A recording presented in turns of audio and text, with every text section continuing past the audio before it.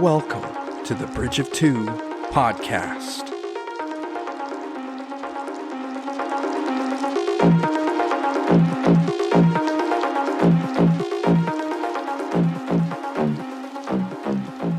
Welcome to the Bridge of Two podcast, ladies and gentlemen, where we bridge the sci-fi and fantasy realms we love into a nerd cast of epic proportions. We are back, cooking up a spicy podcast for you. Welcome, welcome, welcome. Hey, that's my line. I can say welcome too. I was just saying that because I said it 3 times last. It was just so nice I had to say it thrice. Podcast so nice. Said it thrice. All right, so we are back on the Bridge of Two podcast. I think last time I did not welcome us 3 times. I welcomed us 5 times because No way. I don't believe you. I said welcome, welcome, welcome to the Bridge of Two podcast, and then I was like, well, welcome to the Bridge of Two podcast. We're gonna have a great podcast, and I said like again another time for whatever reason. So Well, if you add up all those welcomes. we've eclipsed it now. Oh my gosh. Oh. The numbers continue to grow. Gosh. The welcome numbers. Next thing you know, it's going to be an hour and a half podcast of us just saying welcome. There's a welcome. So look forward to that, listeners. This episode will be called Welcome. Bridge of Two podcast. Episode 4, Welcome. All right. Yeah. We released the podcast actually out into the world, the last episode, and we've got some people listening. It's fun. It may not be like a whole bunch load of people, but it's nice to have, and definitely people that aren't just like friends. And Yeah, family. I mean, we haven't gotten to 100,000 listeners yet, but That's we've gotten to less than that. So I'll just leave it up to you to decide how much you think It's that is. between 1 and 1,000. I mean, 100,000. Sorry. Oh, you ruined it. You ruined it. Yeah, you're right. We have 1,000 listeners, guys. Yeah, there's people listening in Europe. Which is bonkers, and to me, It's a good bonkers. a good bonkers. Like, that's awesome. Like, we're bonkers, and you're bonkers with us. I mean, if you're bonkers for listening to us, but we appreciate you for being bonkers with us. Yeah, we have someone in France definitely listening to us pretty regularly. Shout out to that guy Shout or out, girl. Yeah, shout out to French person. All the Parshendi. Yes, if you're not human, that's fine. Anyway, World's now. Rodian, right? Isn't that what? Elf. What is that? What's his name was from? That was trying to kill Han. Han shot first. He was a Rodian, yes. Rodian, I think it was yes. Rodian. Yeah. Yeah. Don't look it up. Don't fact check us. Please fact check couple us. Germ- And at Josh. At me. At Bridge of Two. On Twitter, because we're on Twitter now. And on Instagram, bridge _of _2, spelled out. And on Twitter at Bridge of Two, bridgeof2@gmail.com. Just a couple ways to let your voice be heard. If you have anything you've enjoyed or anything you want us to talk about that you think would be cool to hear about, send us your suggestions. Send us theories. Send us theories. We don't know if this will be posted first or that will, but we're starting a new little shorter episode to come out kind of in between. Basically, just theories. Send us theories. Send us at the email, DM us on Instagram, Twitter, whatever. Send us some theories that you want to hear us talk about. We'll happily talk about them. We want to have something coming out every week so that we can kind of record them both at the same time. We thought it'd be a cool idea to do like a shorter episode where we just, like Jeremiah said, talk about either like a theory, just one theory from, anything Star Wars, Lord of the Rings, any video game, just anything nerd related, or even a what if scenario. Or even if you got some obscure piece of media, sci-fi, fantasy, video game media that you want us to check out or take a look at. We might not be able to go, if it's like a long book, we couldn't go right through it right away, but we'll, we'd be happy to try out new things as well, talk about it on that. Just for fun, just fun stuff, get you guys involved because we obviously appreciate everybody listening and thank you for listening. Hope you're enjoying. If you are, let us know. Yeah. Also, I want to just give a quick shout out to Jeremiah's brother, Juwu. Josh, don't say his last name because that would give away my last name. Oh, yeah, that's true. Although they look up Juwu, they'll probably see his last name. Anyway, Juwu. Don't look at his last name. Resist the urge. Resist it. Juwu on Facebook, SoundCloud. Give his stuff a listen. He's good. It's a lot of EDM. Definitely an EDM artist. He's really good. Give him a listen. We want to thank him for letting us use one of his songs as the intro, actually. So if you like the intro, or you want to see what happens with that song in the intro, go give him a look. Yeah, the full song is named Executioner's Blade. So if you are looking for that to hear the rest of the song, because it's a pretty awesome song. You're a Naruto fan, there you go. You'll recognize some things in it. So yeah, give him a listen, and thanks to him for letting us use that. Absolutely. All right, so what have you been up to these past 2 weeks? Or week or month? We don't know. Time is Time is imaginary. Time is relative. Time is non-linear. This could be the past. Wait, it is the past. Now that was the past. Now. Real quick, too, before we get started with that, I'm just going to completely just ignore everything you just said. Got our mugs. Oh, yeah. Mine is just a very generic. Oh, yeah. Thank you for doing that. Looks like swirls. Or what? A galaxy? I don't know. Inverted galaxy. An inverted galaxy. It's white and pink. It's a very nice mug to hold, so I've decided to go simple today. I'm holding, I'm not holding it, but I'm drinking out of a mug I got from a local business, local donut shop called Donnie's Donuts. We're in the Daytona Beach area. Whoa. That's as specific as I'll be. Whoa, that is too specific. Don't look me up. Don't try to hunt me down. Great. Now they know where we live. But yeah, they're really good, really great donuts, good coffee, a great place to support. So wanted to give them a shout out and drink coffee in my Downey's Donuts mug. They just opened a new location, and that's kind of how I got it. We got there, and we were one of the first 100, my wife and that's family, cool. First 100 people in line. So that's over at the outlets, right? The One Daytona outlets. One Daytona, and it's a great location. I mean, they're gonna do well there, I think, because they're great. And the fire station I'm at is right next to the original Donnie's Donuts in New Smyrna. I drive past it pretty often. Nice. I haven't gone in yet. I've never been to the original. I've only been to the one in Ormond. It looks small. It looks like a drive-through, or like it's like I don't even think it's like a go-inside place, or it might be. It has a drive-through? I think it does. That's cool. I think it does. Don't quote me on it. I'm quoting you. Donnie, if you're listening, you can fact check us. You can at Jeremiah. Someone's got like a really old rickety Donnie's Donuts truck over by Grace's house. Have you ever seen it? I have, yeah. It's just sitting it never moves. I was like, that's a Donnie's Donuts truck. I was at a light, and it's just right there. Mm-hmm. And I was like, oh, I wonder if that's Donnie. It might be. Or the guy just lucked out and got a beaten down old truck that says Donnie Donuts on it. Yeah. I think that has not moved Maybe in he won years. it. Maybe he won it or something. Anyway. But anyway, what have you been up to this week? what worlds have you gone into?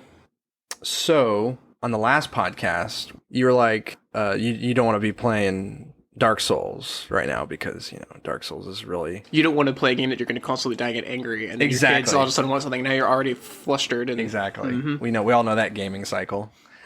And then you play Dark Souls, you do. You don't play the game for months because the last time you played it was such a negative experience. And then you finally commit to playing it again, and you go and play one, you die once, and you're like, I forgot how to play this game, and now I just can't play it now. And then you just never go back to it. Yes. So... with that in mind, I bought a game called Hollow Knight. Have you heard of it? I have heard of Hollow Knight. That's a good game. It's like a side scroller Dark Souls. It's a roguelike.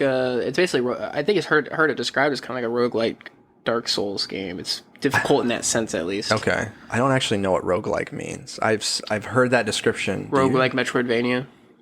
Like a Metroidvania. You ever played the old Metroid games or Castlevania games? Yeah. They're those are roguelike. So we're okay. So when you hear a roguelike Metroid, I think this is what I'm assuming. I never looked it up. This lots is just of backtracking. Clues. Lots of side scrolling, backtracking, just going through dungeons. Yeah. Speaking of, the new Metroid game on the Switch is looking pretty interesting. So is it a side scroller? It is. But it's a little bit more it looks like a little bit more advanced side scroller. Yeah.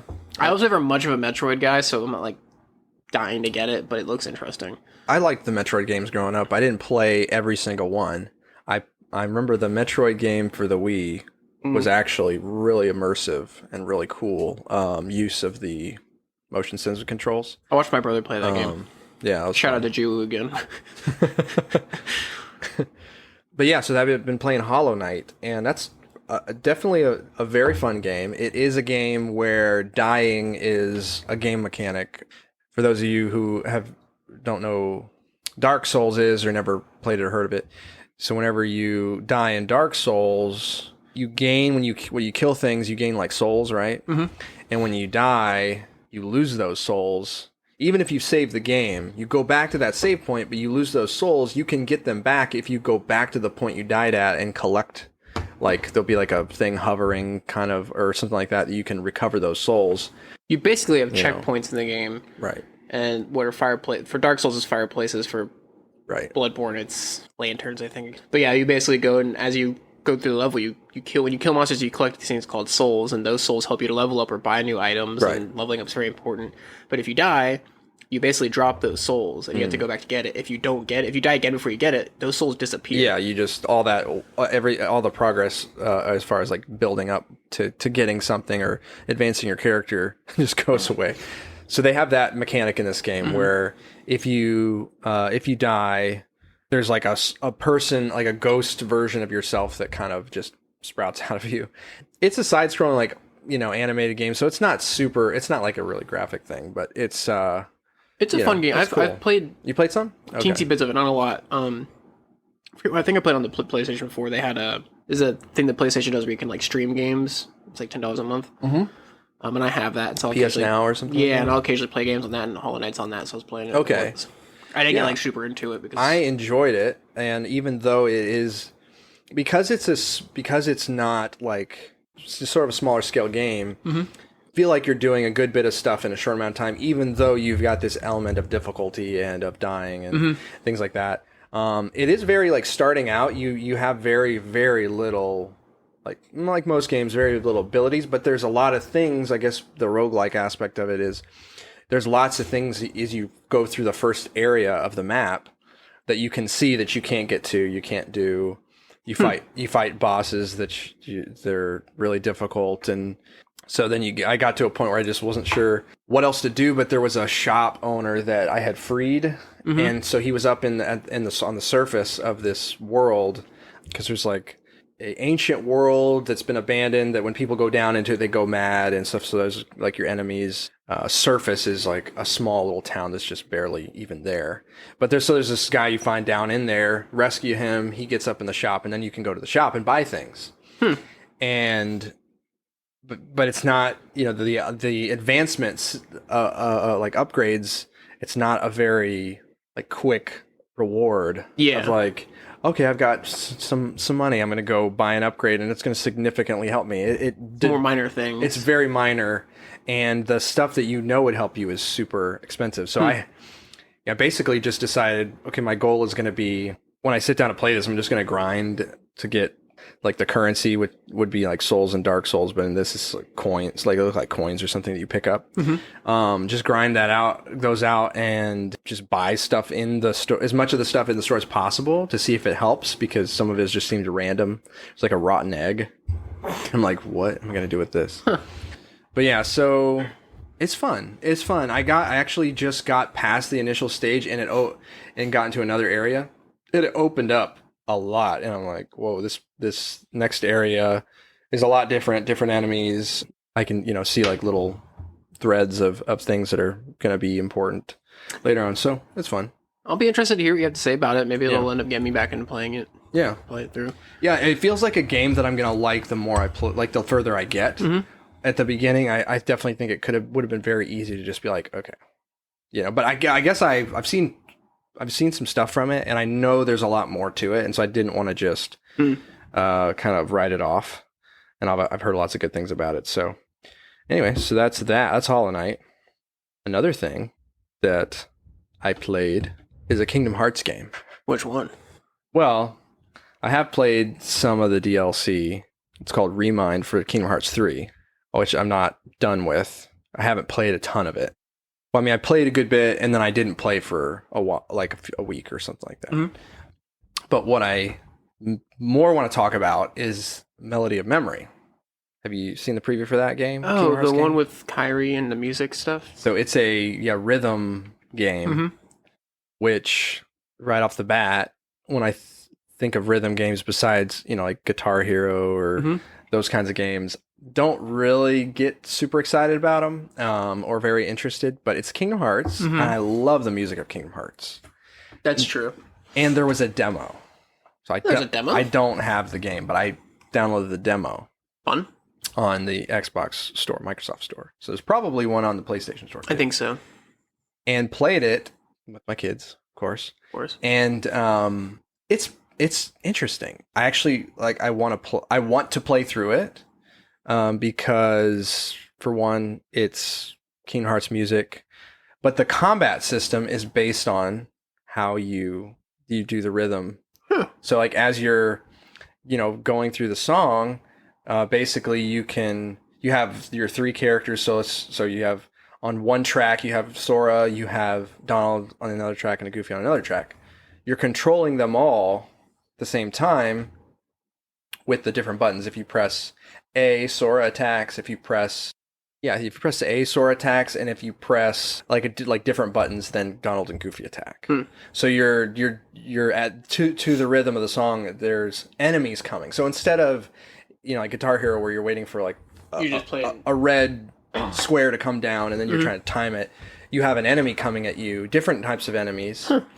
You have to jump over things. You have to fly. You have to hit enemies in the air, but it's all to the rhythm. So it's actually a really interesting way. And I haven't played a ton of rhythm games, so it might not be the most original thing that's come out of rhythm games. But as far as being, Kingdom Hearts fan, it's a pretty interesting system. I don't know as far as difficulty wise.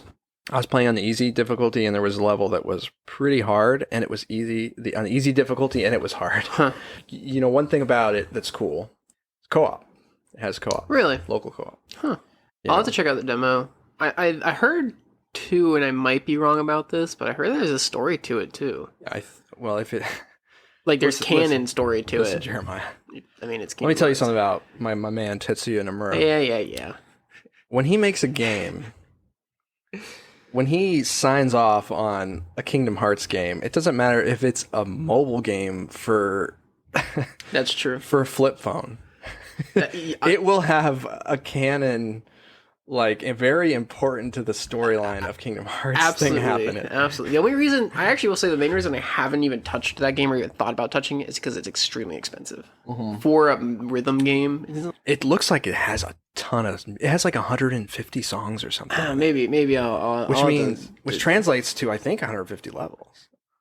I'll have to do that. I'll have to check out the. Yeah, but you're right. It was $50. Yeah, $50 is a little bit too much for me. I just saw yesterday that it was on sale, or maybe today that it was on sale for $19.99. So something to think about. Not too bad. I would definitely play the demo first. Yeah, I'll probably download it and play it tomorrow when I get off work or something. But it's not just Sora, Donald, and Goofy. There's other the characters that seem like you can play as and have with you. There's Birth by Sleep music and all of that. So. So definitely an interesting way, different way to play Kingdom Hearts. Can't go wrong with Kingdom Hearts, especially the music. The music for Kingdom Hearts is banging. Seriously, I legitimately listen to that. Listen to the soundtrack. While I'm studying or something like that. Really? Yeah, I used to. I should listen to it more because I've always loved it. I love the soundtracks from those games, and I used to listen to them all the time. I've been since I'm playing Birth by Sleep, I've been into the Birth by Sleep soundtrack. So a lot of times when I'm sitting here studying or something, doing worksheet, I'll throw that on because I don't like listening to lyrics when I study. I just like having music. That's kind of nice to play, and it's soothing. Some of it's soothing, some of it gets me. It's intense. Yeah. Get ready to defeat some Heartless with a Keyblade. Exactly. Amps you up. Puts you in another world. So yeah, that is. So we didn't talk about the D&D campaign on the last episode. We talked a little bit about D&D because the game you're playing through, but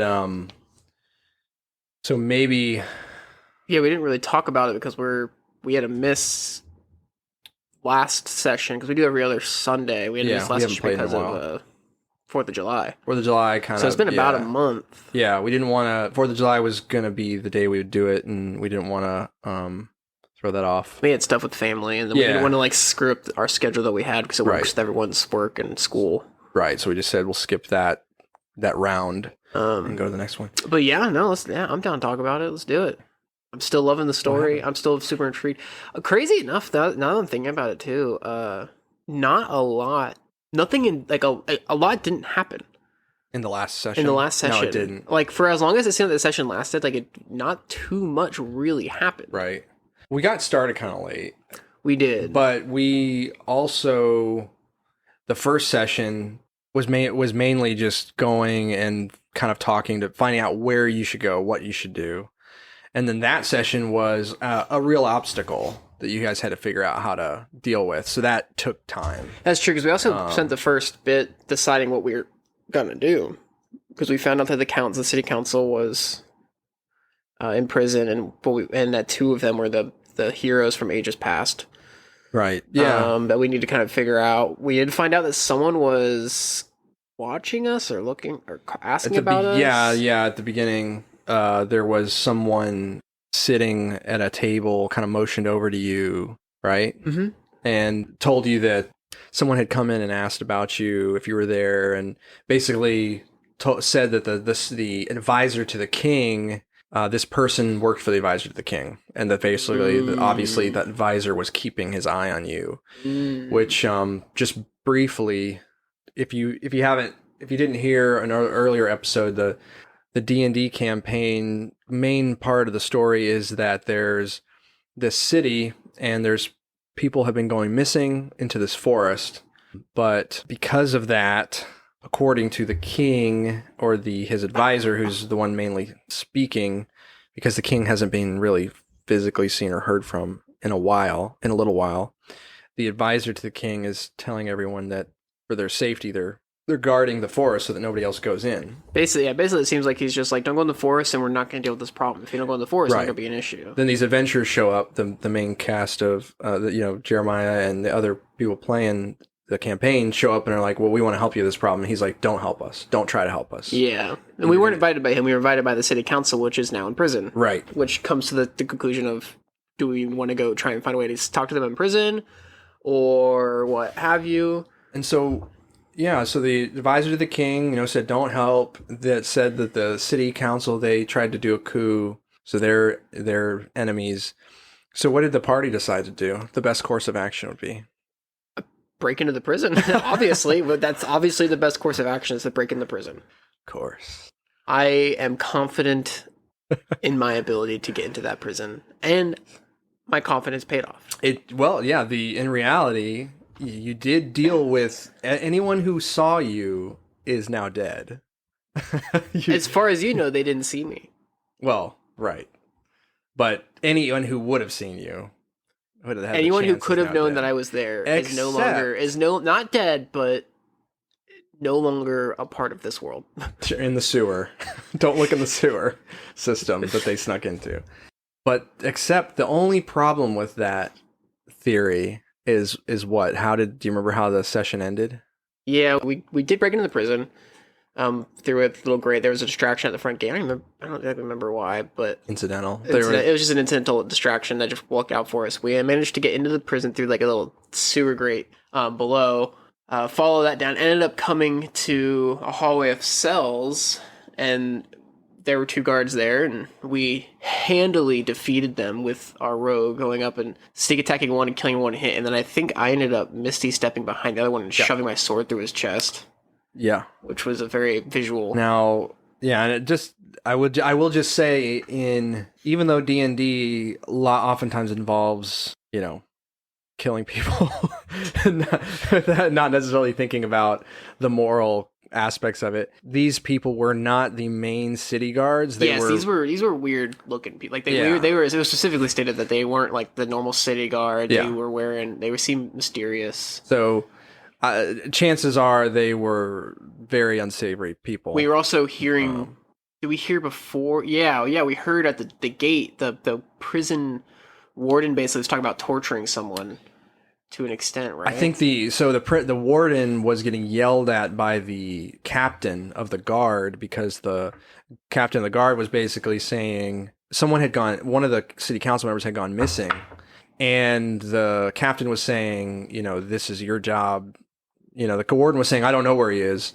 And the captain was basically saying, calling his bluff and saying, I don't believe you. Basically. I know that there's like experiments going on and torture going on in here. And so with all that in mind, seeing people that aren't normally the prison guard and hearing all that, we were like, these guys probably aren't good. I mean, we're not going to ask questions. We could probably kill them. Anyway, we killed them, found the council members, and long story short, talked to them a little bit and then helped decide we were going to continue the conversation after we got them out of the prison because we heard more people coming. Did we kill the other 2 people that came by? You did. So we killed the other 2 people that came by. Yeah. Then we led the council back out, managed to sneak back out of the prison. And as we were making our way out to get out of the city, we were stopped by some figure. I'm assuming the figure that was looking for us. Yeah, maybe. But we don't know. See. Yeah, that's where it ended. And of course, he just ends it with him pulling out a knife, right? Yeah, there was a figure descending from the rooftop of a building with a flash of a blade could be made out. That's where it ended. And that's where it ended. So, yeah. So you guys excited for Sunday. You guys will probably start the next session rolling for initiative. Can't wait. Those are the best way to start sessions, though, is rolling for initiative. Especially when it's been 4 weeks and you don't, because I actually forgot until just now that happened. I was like, oh, wait, now I'm excited to play again. Yeah, I'm even more glad such a cliffhanger because I'll get everybody back, hopefully. But yeah, that's exciting. I'm excited for that this Sunday. Yeah. Good stuff. That's the main stuff. What have you been up to? Once again, not too much. Read a little bit more in Rhythm of War. Definitely seeing the Die Hard era through now.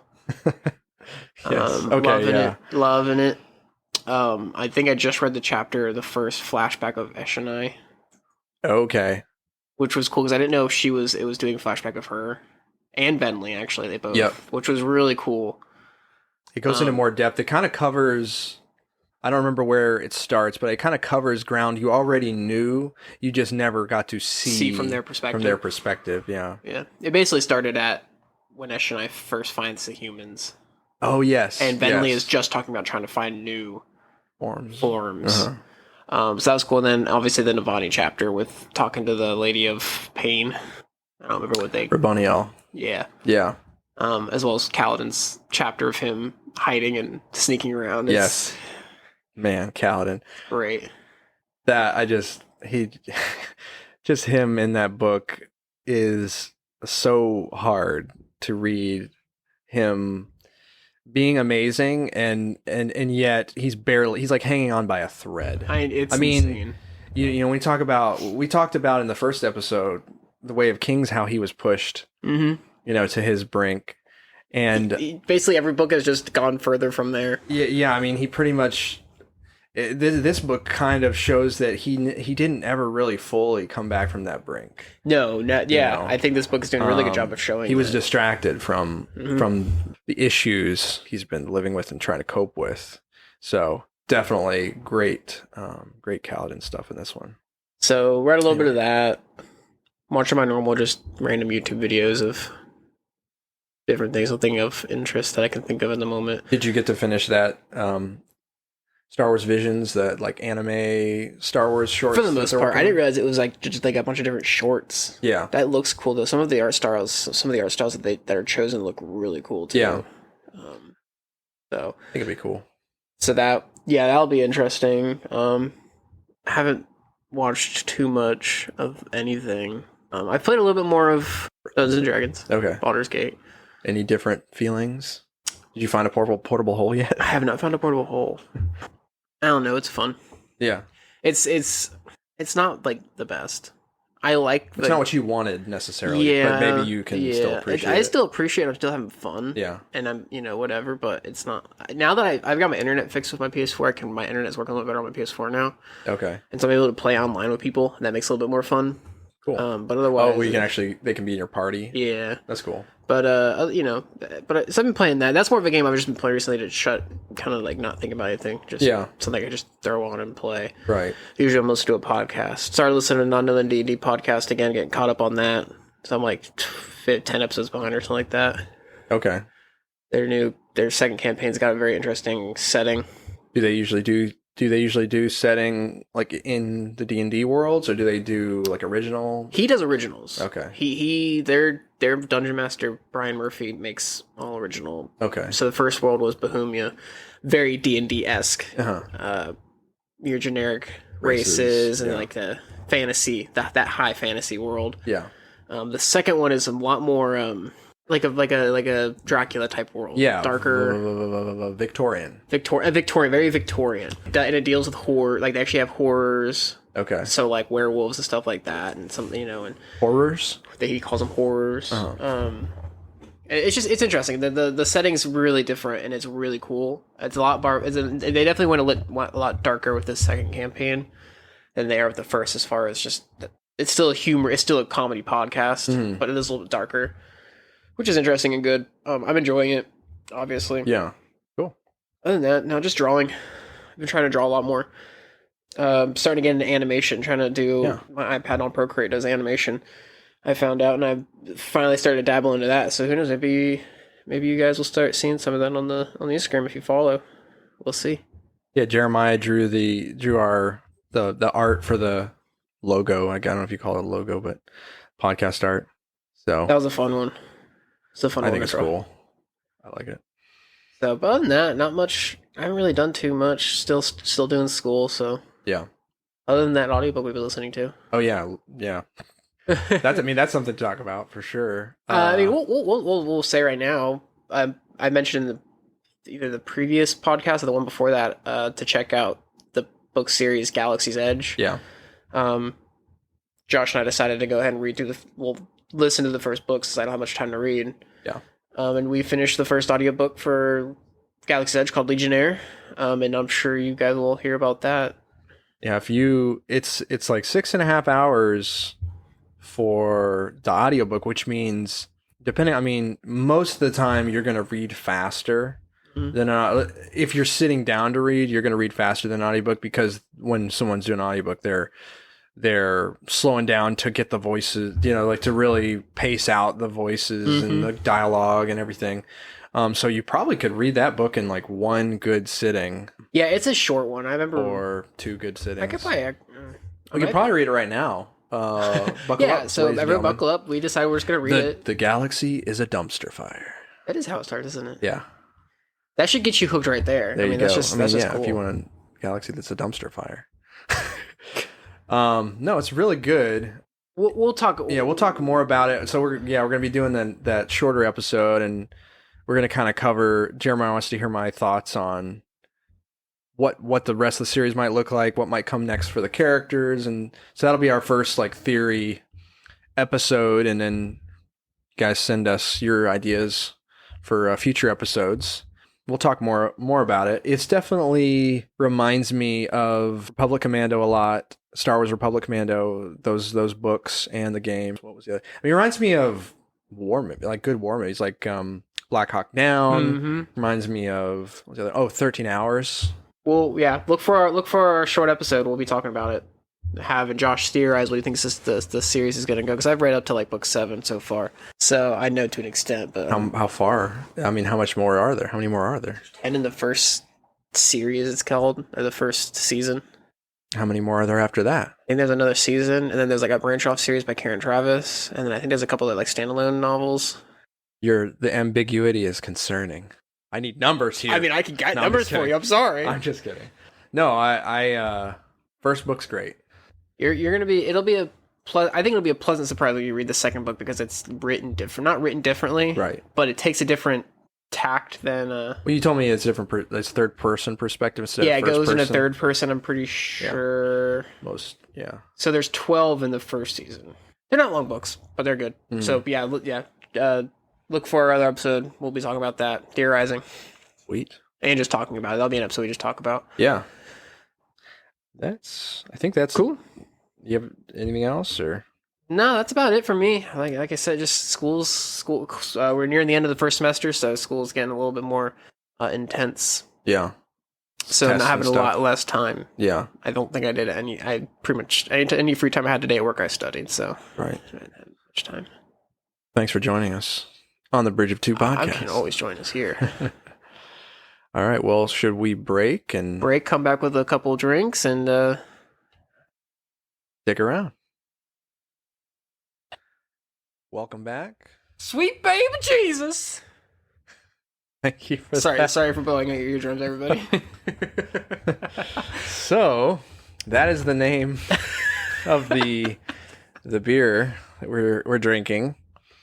Jeremiah saw this. It's a chocolate peanut butter porter, and it is called Sweet Baby Jesus. It looks like it's from... We did not name it, but we will drink it. The Duclaw Brewing Company in Baltimore. There you go. So apparently that's what you think of when you drink chocolate peanut butter porters. I found this at the store the other day and decided to get it today to drink. So I'm curious. Peanut butter and chocolate are pretty good in my opinion. It smells good. It actually smells like it smells like a peanut butter and jelly sandwich kind of. Like because you got I'm a little stuffed right now, so I'm having a hard time smelling it. But oh man, hopefully you'll be able to. Do you have more than one? Like, do you have more in there? Yeah, there's so a you can try it if you. Well, should we clink the? Let's do it. There you go. Interesting. That was the chocolate that hit weird, I think. Once again, it's good, but it's got a weird aftertaste. To me, it was on the front end. See, I had a weird aftertaste. Might be. I mean, the front end was definitely like a strong hit of something. So it smells. The peanut butter is definitely strong in the smell. The taste is more of the chocolate, I feel like. It's not bad. It's not bad. That second taste was actually pretty good. I don't know, I've found with any beer, as you go further into it, sometimes you don't appreciate the taste as much. So we'll see how it goes, but it's not bad so far. First hit though, I feel like the Voodoo, what's it called? The Void Shaker. Yes. The one from, wasn't Voodoo, it was called, the Funky Buddha one. Does have a hint of Void Shaker was very strong. Yeah. I don't feel like this is that strong. But I feel like it's got a hint of that strong. I don't know. I think at the very beginning, I think the aftertaste maybe is what I'm thinking of. That one was a stout. This one's a porter. This is a porter. I don't know. It's good. Not bad. It's okay so far. The banana. It's different. Banana beer from last episode was definitely my favorite so far. Oh, actually, I lied. The mead from the first episode has definitely been my favorite so far. There you go. Some more free advertising on the podcast for the brewing companies. Yeah, so we have been watching Fellowship of the Ring. We thought we'd keep it nice and fresh and current. No, just fresh and current from 2001. Well, I mean, it really doesn't get too far from being current because you've always got. The Hobbit trilogy isn't that old now. It is old, sort of. Lord of the Rings is also timeless. At least the movies. It is very timeless. Books are a little bit. Yeah, they're just hard to read. Definitely. They can be difficult you to read. Got a guy who served in World War I that wrote them. But the movies are timeless in my opinion. Like I can watch those and just be like, absolutely. Yep, this is just like Star Wars for me. Lord of the Rings is one of those movies where I can just watch it and be like, I've seen it a bunch of times, but I'll watch it again. And you've got like they're working on a show now, and there's like the anime coming out, so it always stays relevant. There's games and stuff that come out periodically. The Lord of the Rings online game is still going really strong. Oh yeah, that's like one of the best MMOs out there too. Most popular, at least. It is very popular still. It's as evidenced by the fact that it still exists. Yeah. So speaking of, as a quick aside, SWTOR is going into its the Old Republic MMO. SWTOR is on its 10th anniversary. So that's what it's at. 10. Yeah, December 20th will be its 10th anniversary, and so sometime in the holiday season they're releasing that new expansion. What are you gonna get? SWTOR for its anniversary. I'm gonna 10 years. I'm gonna download its expansion and play it. Oh, okay, there you go. Yeah. Even though I've played none of the other expansions because I just never have enough time to get through the actual storylines. Cool. So, in the vein of keeping Lord of the Rings relevant, we decided to watch Fellowship of the Ring and kind of pick out maybe something to talk about and go into it. So, I'm definitely a huge. I know, Jeremiah, you're a Lord of the Rings fan. I think Lord of the Rings was one of the first, true fantasies. I think The Hobbit I read first, and then I read Lord of the Rings, and really my interaction with Lord of the Rings when I was 11 or 12, huge impact on my life. Since then I've read tons of Tolkien, and I've read a lot of his like theories on fantasy stories and mythology and the importance of the tool of mythology in human understanding of the world around us and the world that God made. And he called Christianity the true myth. I think I mentioned that. I mentioned that in the past the last podcast. Yeah, so he has definitely had a huge impact on me, and so I always enjoy coming back to Lord of the Rings. I just grew up watching the movies. I actually only first read the books. Got a couple dating Stephanie. Yeah, so a couple years ago. Like I knew you at that point. And I flew through it. But that was the first time I ever actually read Lord of the Rings. I don't know why. There wasn't a reason. I just had never read it yet. The movies are that good. The movie, yeah. I mean, really though. My dad's always told me, because my dad's read the books. Yeah, those used to be books that my dad used to read every year. But he always said, like, I love the books to death. They're great books, but in his opinion, the movies were always better.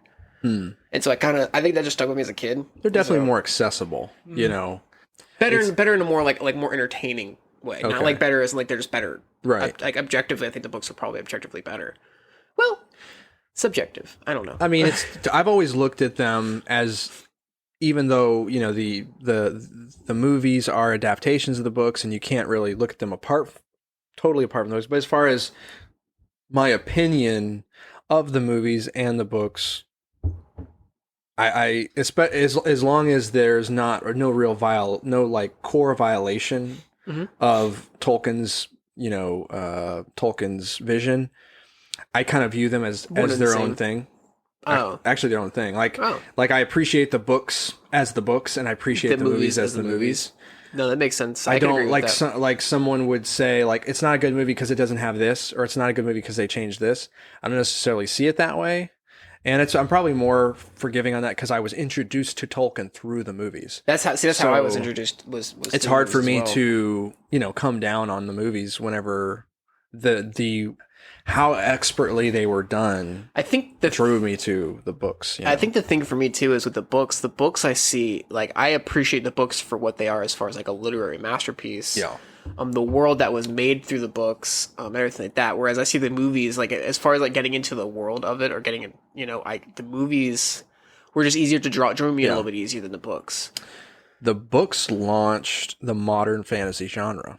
And that's one thing I thought about while watching this, is just for someone who's watching it in this modern time when D&D and so many other fantasy series and even fantasy as a genre is moving, I don't know if I'd say moved past, but there's like, now there's like, there's classical fantasy and there's modern fantasy. Whereas when Tolkien was writing, like, there wasn't really a modern fantasy genre at the time. Like, all the tropes that you see in fantasy. So if you watch like Lord of the Rings, you're like, oh, Dark Lord returns.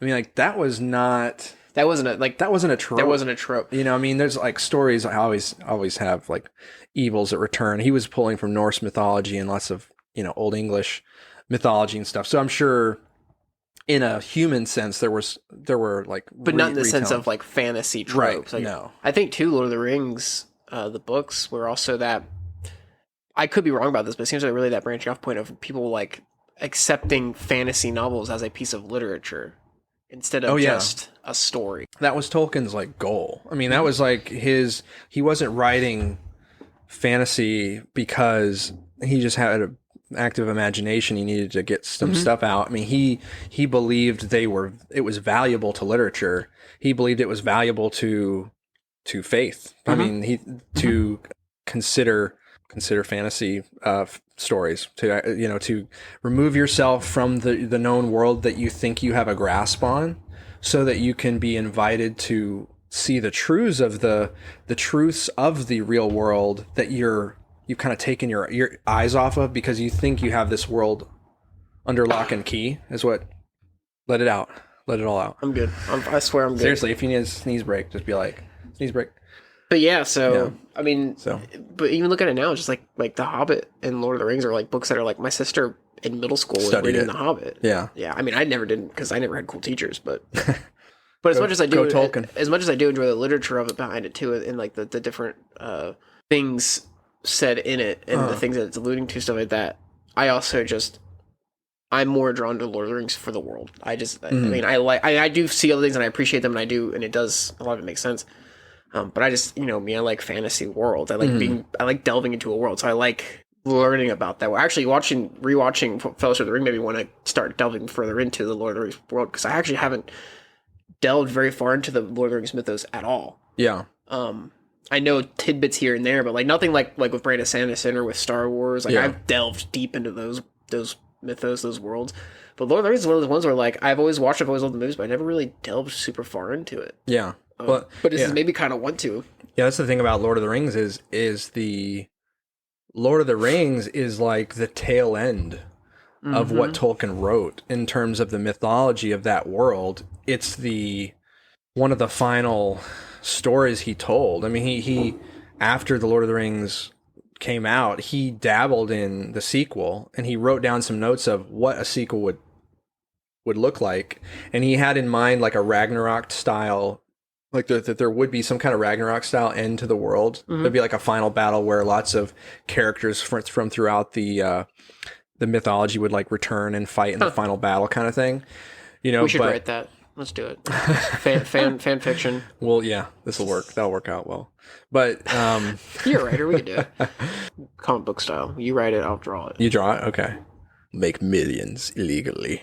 Well, no, we'll just post it for free. We'll post it for free on the internet for people to enjoy. We'll have like a key.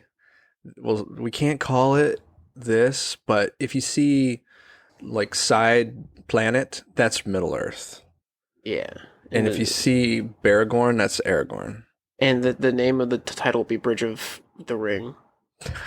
The Bridge of the Ring. The Fellowship of the Bridge. The two bridges. Return of the Bridge. Return of the Bridge. There we go. Look, I mean, I'm just saying, it writes man, itself. Look, this is as fan fiction as it gets. Hey, this is good. Good porter. Anywho, of course it is. I'm pretty sure half the names we said are probably characters the whole is made up. All that to say that the mythology of Lord of the Rings, there's a lot there that the Lord of the Rings actually. I mean, there's a lot in Lord of the Rings that alludes to stuff. I know, that's the amazing thing about Lord of the Rings is he has this whole mythology that he's written about because he wanted to get the Silmarillion published with the Lord of the Rings.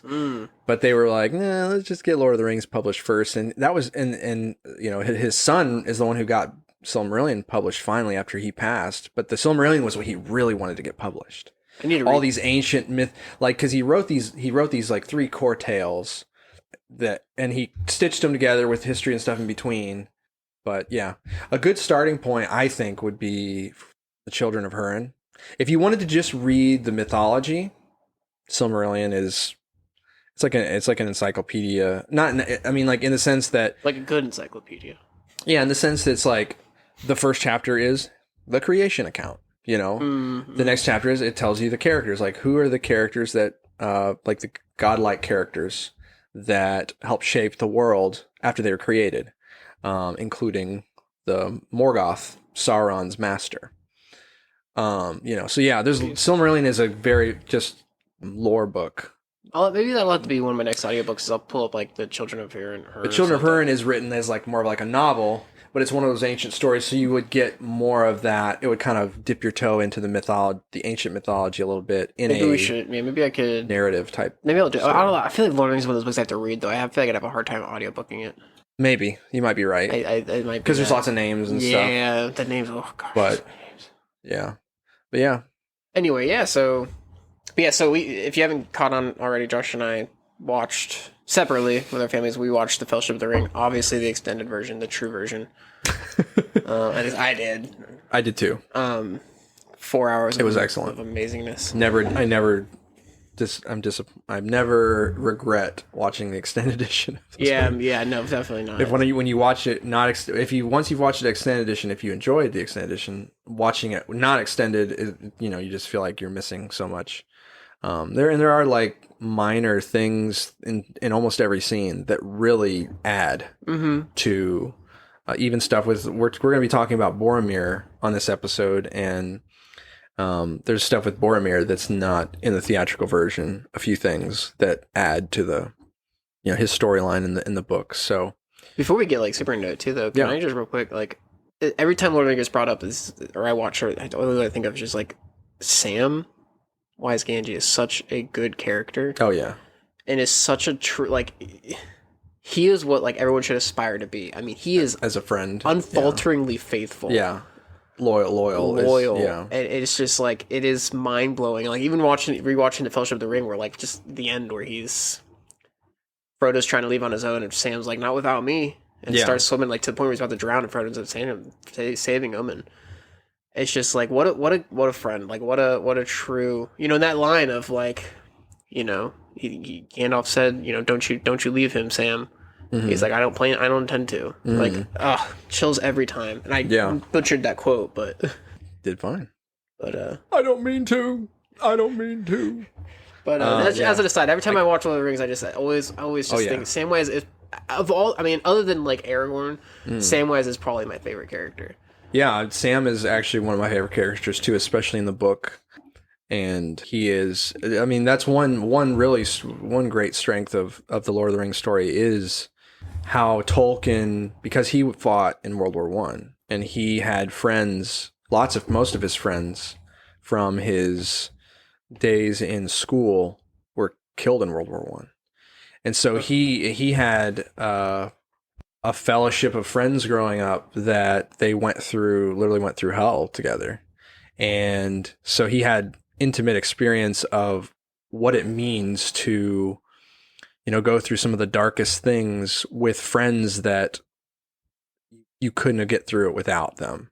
And the friendship is, that kind of friendship. I mean, sure, anyone who's served in the military or in like law enforcement or whatever, when you're in those times where all is that you need to know this other person has your back.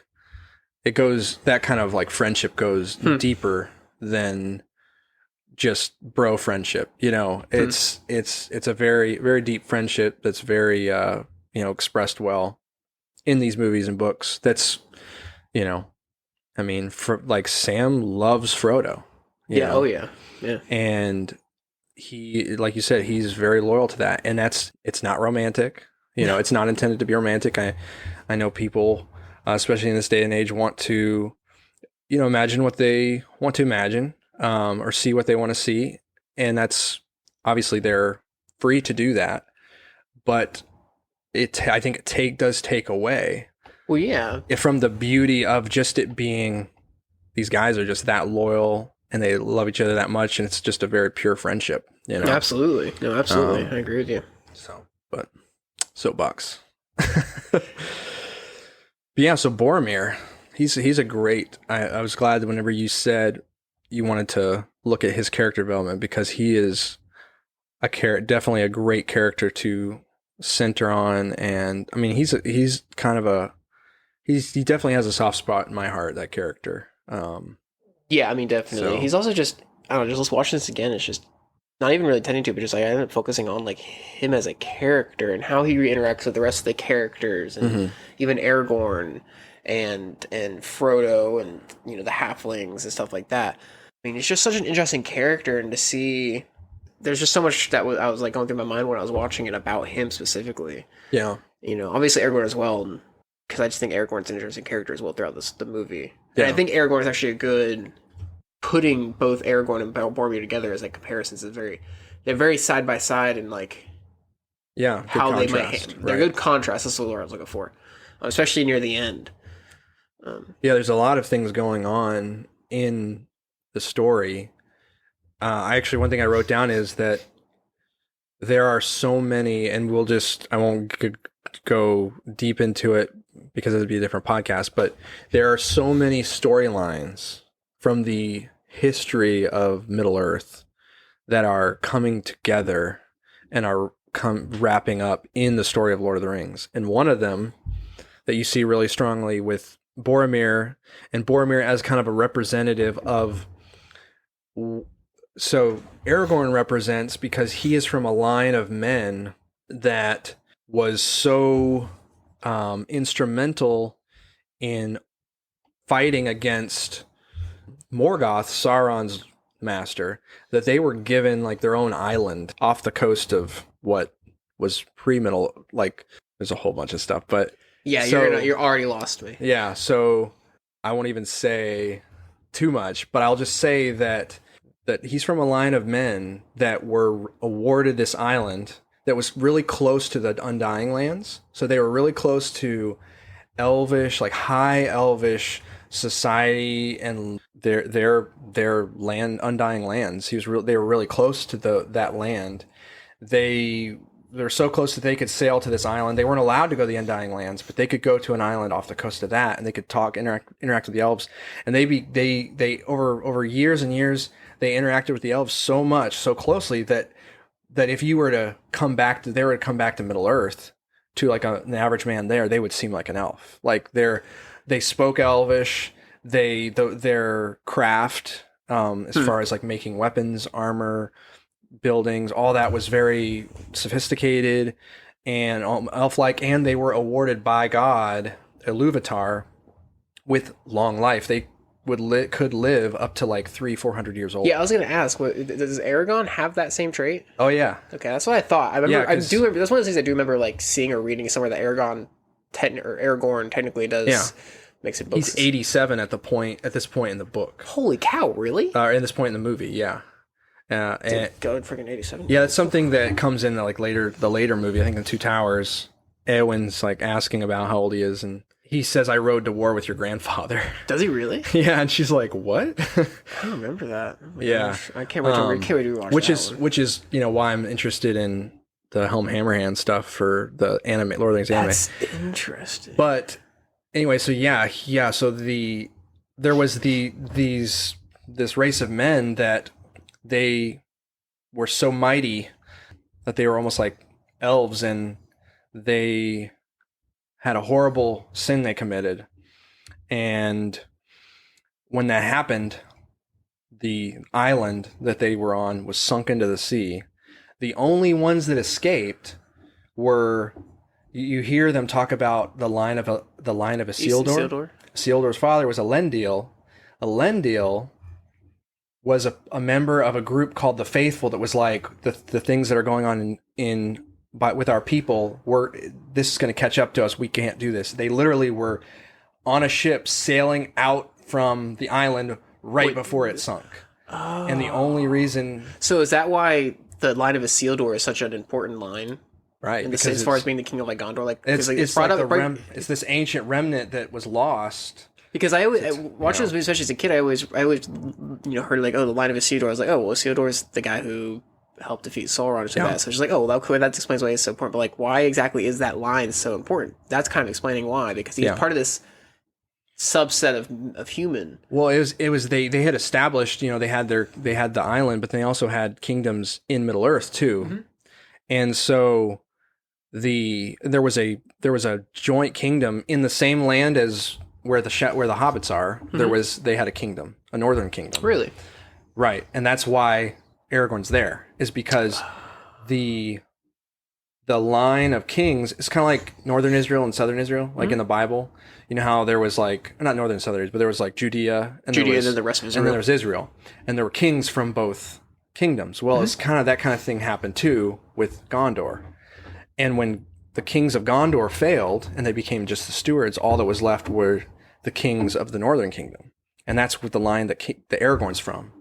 And so when that kingdom fell, their line became, they called themselves chieftains, and they were basically just roaming rangers in the northern part of Middle Earth that just protected that area, but they didn't have a kingdom. So that's why Aragorn's a ranger. Right. Or and Strider. He's the last. And he's the last line. He's the last of his line. He's not the last ranger, but he's the last one that's an heir to the throne. So he's not the last like of that subset of human. There's Ranger. There's other. They're called Dunedain or Dunedain, okay. Numenorians, and so there are more of him, but he's the last of the line. There's not many, but there's more. Yeah, and they're in Return of the King in the book. They're called. You know what I do think I know. Yeah. They're called the Grey Company. Yes. Elrond's sons fight with them, like ride around with them. Elrond and Elros and Elrohir, something like that. Well, I don't want to say that you play as one of them in the Shadow of Mordor game as well. You know, you're not playing a Dunedain. You're playing like a just like a tower guard, something like that on the bridge. I thought he was a Dunedain. Anyway, that's a complete aside. But yeah, so that's a huge lore dip in the water. But that just made me want to go explore even more into the lore. It's insane. It's great. It's amazing. So that talking about Aragorn. I know we're going to talk about Boromir, but talking about Aragorn real quick. Another question. And I was kind of thinking about this. Why exactly is Aragorn running from his heritage? Is that explained at all in the movies? Other than like, I mean, I know Isildur failed, and that kind of like a thing. I'm sure there's a thing that like Aragorn. It seems like Aragorn kind of worries about failing in that way. Yeah, I mean, in the book, he's not that way. He's more confident. Okay, and he's just basically biding his time for the right moment. Okay, so but in the movie, and I mean, I this is where I kind of view them separately. I appreciate what they do with his character in the movie, where they build more tension into. Mm-hmm. When is he gonna, why is he doing this? When is he gonna get over this hang up? But I think that one thing the movie does to show that very well is it starts, whenever they're in Rivendell and Elrond, the elf, in Rivendell over the council, he's like, I was there. When when men failed everybody, it's literally Isildur, and it's very foreshadowing for the end of the movie too, for what happens, because Isildur's right there. He's got the ring, and they're like, throw it in. He's like, nope, and so that is a thing for Aragorn. He knows that that there's weakness in his line. At least in that respect, so he doubts himself. It's kind of a humility thing too. Like Boromir's the opposite. Boromir's like, I'm strong enough to use it. Real quick too, this is totally not something we're gonna talk about. I just thought of this, and when we get to that, I want to talk. We'll end up talking about it. But Frodo never truly succeeds. Like he does. The ring is okay. Who hasn't watched Lord of the Rings? He doesn't actually like succeed. Like I mean, he does to an extent of like the ring did, but he's not the one who cast it in. Right. So like he almost. Anyway, we don't have to go into that. I think that's a good thing to talk about maybe for Return of the King. When we get to Return of the King, yeah. Because I definitely want to talk about that because that's something I've always kind of. That's the kind of the beauty of.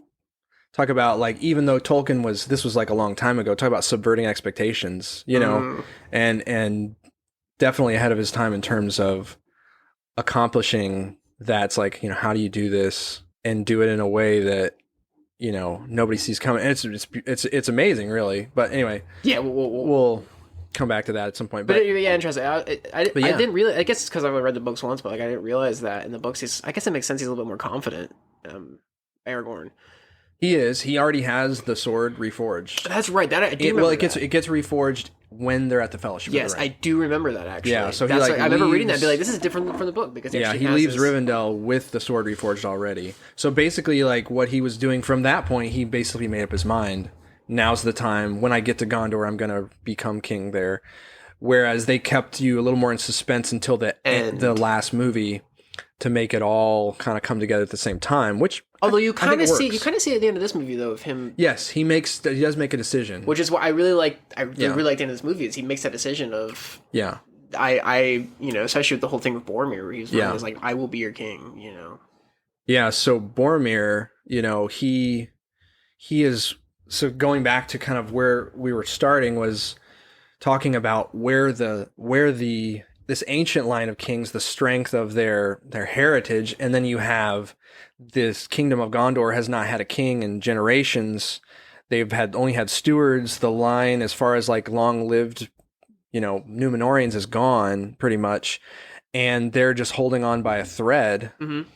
they're constantly under attacks from Sauron, and now that he's returned and in somewhat full strength, and Boromir's father is kind of breaking a little bit mentally in terms of less so in the books, but still in the books he still was turning towards despair and thinking there's no chance. You definitely see it in the movies. And I think that Boromir in his mind, he thinks he thinks first of all that if we try to go into Mordor, because he's like, for someone that lives in Gondor, the thought of going into Mordor is just the craziest thing. One does not simply walk into Mordor. Yeah.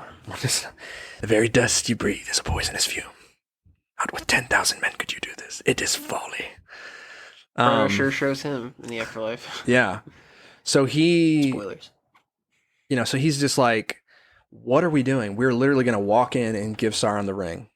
So he's thinking, we're going to just give him the ring if we do this. And then he's thinking, plus, so rather than give him the ring, why don't we try this out? Let's just try it out. Yeah, he doesn't understand, because I think he still, especially in the book, and in the movie he alludes to this, he says there's still honor in men, there's still courage to be found. He gets upset at Aragorn because Aragorn's all like afraid of the weakness of men. Mm-hmm. And that's really bugging Boromir. He's like, no, Gondor's strong. Gondor is, we're keeping the forces of Mordor at bay, and we can handle it. Just let us have a chance to use the ring against Sauron. Mm-hmm. He just doesn't appreciate or believe that it's really as dangerous as everyone else does, but to his credit, and I don't want to, I wouldn't doubt his motivations. To his credit, he still signs up and says, I'll still. Well, that's the thing about Boromir. And here's what, in my notes, I specifically wrote down too. Boromir and the good man corrupted by the ring. Boromir, I totally believe is a good guy. Yeah. Like, even throughout the movie, like he struggles with a lot of things, but I don't believe that he has bad intentions at heart. I don't think he's trying to, he's I think he's a good guy, but I do think that there's the folly of man, really. And then two. And the power of the ring. The power of the ring. That's one thing that's amazing about, the story is the ring has agency. The ring has a will of its own. And so when somebody wants to give up the ring, all of a sudden there's a struggle. There's a conflict. Mm-hmm. When Bilbo wants to give up the ring, he starts to lash out at Gandalf, and he can barely let go of it. Even Galadriel, Galadriel, one of the most powerful, talk about strong female characters, one of the most powerful characters in the whole Middle-earth, mythology. Galadriel, when she's faced with it, she has to basically put forth all her power to withstand the free temptation to just take it. Even Gandalf, to an extent. Yeah, he's just like Frodo's just like, well, you take it, and he's just like, no, I would, with my power, no, right. I can't even resist that. Right, so they understand the danger of trying to take up the ring and use it against, that it will turn them either, they'll be corrupted to follow Sauron, or they'll be corrupted against, they'll become a rival to Sauron, but then become a Dark Lord or Dark. And I think that's a big difference between, that's really the main difference between Boromir and, say, all these other characters, is that Boromir, it's not that he's a bad guy and that he's darker than anybody else, whatever, that everyone is having that same kind of draw. He just believes that he is kind of foolhardy in believing that he can. It's a naivety. Naivety. That he, I agree, definitely. He's naive to think that this magic is something that, a mortal mind can master and use, and it won't control you, and it's just interesting because a lot of people can sometimes watch these movies, even me when I was younger, be like, oh, Boromir's just a bad guy. Mm-hmm. Like, he just wants the ring for himself, he wants the power, blah, blah, blah. But like, no, when you really pay attention to his character, he's not bad. He's just naive and believes this, and you pay attention how every other character reacts to that ring is almost the same way. Yeah. Except the ones who understand the power of it are able to almost resist it a little bit more, or at least push themselves away in that moment and not put themselves into that position. Well, and the movie, to your point about comparing Aragorn and Boromir, the movie really does give you a good contrast, even though Aragorn himself, he knows he knows because of his humility, it is possible for him to be corrupted too. Mm-hmm. And that's why he is like, no, we're definitely going to destroy it. But at the same time, it gives a good contrast because you have Boromir when faced with the prospect that, this key moment where it's like, what are we going to do next? Boromir is getting amped up because if they cross the river, they're veering away from Gondor. Mm-hmm. Whereas where they end up heading, the main fellowship, not just Frodo and Sam, but the main fellowship ends up heading the other direction towards Rohan, which is towards Gondor. Mm-hmm. So Boromir's like, if we're going to make a decision on this, we got to do it now. Aragorn, on the other hand, when Frodo holds out the ring and says, where would you take it? Would you destroy it? And he holds it out and Aragorn's looking at it, and you actually hear the ring whisper to him too. He walks up, he covers it up, and he says, go. And he says, I let Frodo go to Boromir, whereas Boromir says, I tried to take the ring. Which is like such a powerful moment that I for some reason, never really, or at least forgot about until rewatching it again, is that moment of, you can even, the movie does such a great job of, you can see the conflict in Aragorn's mind for a minute. He can hear that whisper of the ring. And he still is able to go close the hand, and he knows that what's best is to send, as crazy as it sounds, to send Frodo off on his own, because he knows, just as Frodo does in that moment, if they all stay together, they might all very well be corrupted by the ring, and that ring's never going to get. He believes in that moment, which he's right, that the best way for this ring to get fully destroyed is for Frodo to go off alone, and he accepts that, whereas Boromir couldn't. Yeah, in the moment at least. Yeah, I mean, Aragorn, man. He has tough shoes to fill when Gandalf goes down. But to make that decision, he makes a decision. He realizes, Frodo, you're right, Frodo, you need to go. Yeah. And to another kind of subject it ties in, but the awesomeness of the storytelling too, though, of yes, did Boromir fail? He failed in that moment, when he tried to take the ring. Mm-hmm.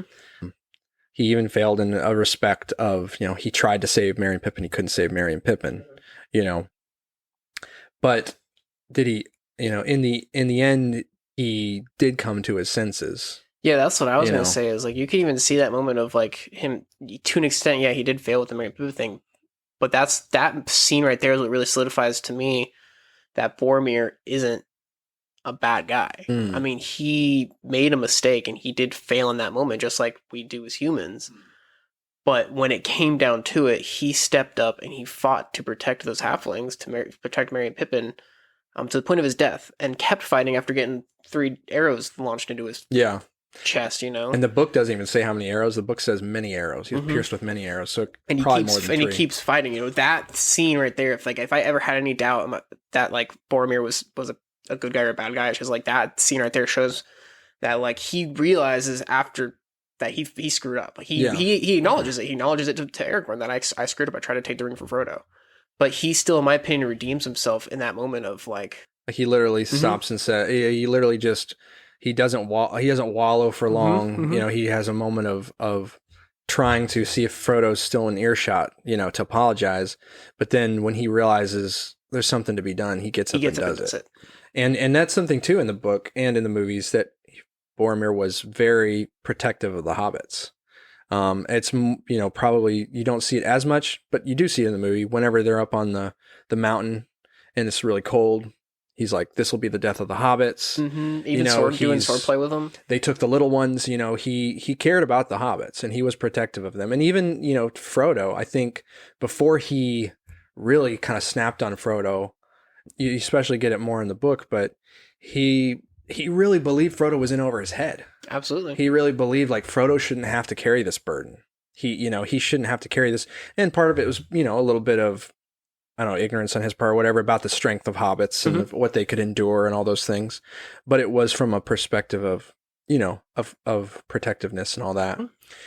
In the end, though, even though the fellowship was broken, even though he failed, there's an element of it that keeps coming back in the books and the movies of these other forces that are at work than that of evil. Gandalf says it in the Mines. He says, talking about Gollum, don't be so quick to deal out death and judgment, because even the very wise can't see all ends. Mm-hmm. That there's other forces in this world at work than evil. Said that Bilbo was meant to find the ring, in which case you are also meant to have it. And I would argue Boromir was meant to try to take the ring, because what happened when he tried to take the ring? Frodo made up his mind. That's what decided him to leave. Decided he had to leave. Not only that, but I mean, this is kind of a little side, like the whole situation with Boromir at the end there, especially with him coming to his senses and then defending the hobbits, is almost kind of, at least in the movies, I don't know as much about the books, but is kind of what leads Aragorn to fully make that decision of, I'm stepping up. Yeah. Definitely, in the movie, he definitely kind of sees that the people of Gondor need a king. They need a leader. And Boromir needed a king. Mm-hmm. He wanted, and that's part of his frustration with Aragorn, is he wanted, even though he said at the Council of Elrond, Gondor needs no king. He leads us to the Republic, to democracy. he said he wanted, no, he didn't say it, but he wanted a king. He wanted Aragorn to, because really at the end of the day, he just didn't want Gondor to fall. So, and if Aragorn, if the Fellowship doesn't split there, what happens to Rohan? Helm's Deep. Yeah. What happens to Gondor, because Aragorn goes to the Pass of the Dead and he finds the undead army. If Gandalf doesn't die in Mines of Moria, he doesn't come back as Gandalf the White. So, I mean, cheater. If everything goes according to plan, then the quest maybe doesn't, or even if it does get accomplished, a lot more people die. There might not be much left to save. You might destroy the ring, but is there any Gondor left? Is there any Rohan left? So it's, really good storytelling. Take that tragedy and turn it into a very important event, But Boromir, don't be so hard on yourself. It worked out okay. Good character. Boromir, good character. But, yeah. Cool. I think that's good place to leave it. As always, we'll be talking more about it. We'll over the next little bit, we'll end up watching the Two Towers and the Return of the King, talk about those, and Lord of the Rings will be a continuous thing that gets brought up. Yeah. Especially as I end up delving more and more into the history, because now I want to. Yeah. The mythology, so that'll be fun. Then I've done my job. You've done your job. You've gotten one. I piqued your interest. You've piqued one person's interest, and he's on the podcast. Cool. So thanks everyone for listening. Check out our smaller episode that we're planning on doing. Send in. We'll talk about more on that episode, but send in any theories. Anything just really anything you would like to hear us talk about for a little bit. Yeah, theories would be fun. Yeah, we want that show to be a little more maybe audience driven. Mm-hmm. We know we have evidence, statistical evidence, that people are listening. So if you're listening and you have something that you've heard us talk about you'd like to hear more about, or if you have something you haven't heard us talk about that you think would be cool to hear us talk about, please send it in, and we'll aim at some of those things coming up and being talked about in this shorter show that'll be on the off week that we are doing the main episode. So main episode every other week, and then a shorter episode every other week. So every week you'll have something in your subscribe box. Absolutely. If you are listening, feel free to please hit subscribe on wherever you're listening. Leave a comment or a review or rating if you enjoy it. Absolutely. Any good feedback? With bridgeof2@gmail.com is our email. @bridgeof2 on Twitter, and bridge_of_2 on Instagram are our main. Cool. All right. See you later. This has been the Bridge of Two podcast. A far, far away bridge.